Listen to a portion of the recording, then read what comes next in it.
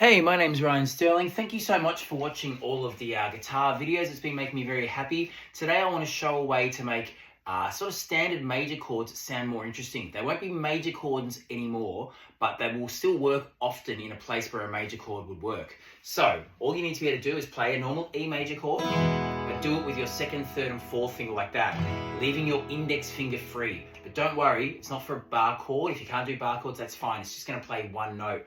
So let's move up to the 5th fret here, where we would be playing an A major chord. But instead of barring with that index finger, we're just going to play it on the low E string and leave the B and high E string ringing open. So it's not an A major anymore, but it will still often work in place where A majors will work. Now there's a heap of places along the neck where that chord works, that shape makes a really beautiful sound. And when you're doing up here, the octave of an E chord, you don't need to use the index finger. You can also leave the low E ringing out. Then you can also do the cool Spanish sounding thing at the 1st fret here.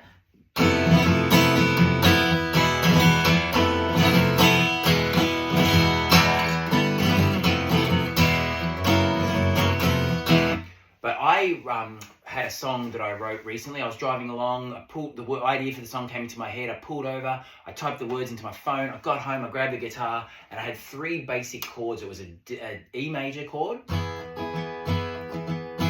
I went to a B major chord, and I was just kind of like, I wasn't feeling it, then I went to an A major.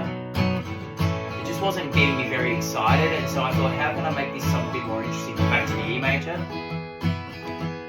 So I thought, you know what, I'm going to try those kind of chimey chords that I used to call Led Zeppelin chords or Jane's Addiction chords.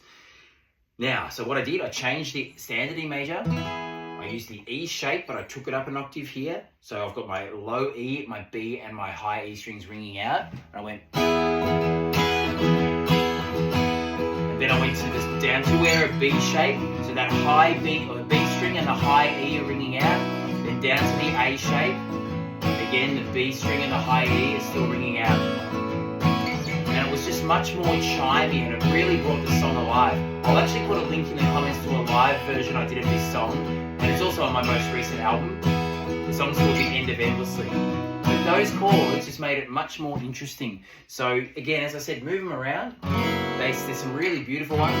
There's some weird ones like this. But in the right song, in the right context, that could still work. That could still be cool. You just need to have the B string and the high E string ringing out and then play it like that. Really easy. Experiment with it. You'll find heaps of things. My name's Ryan.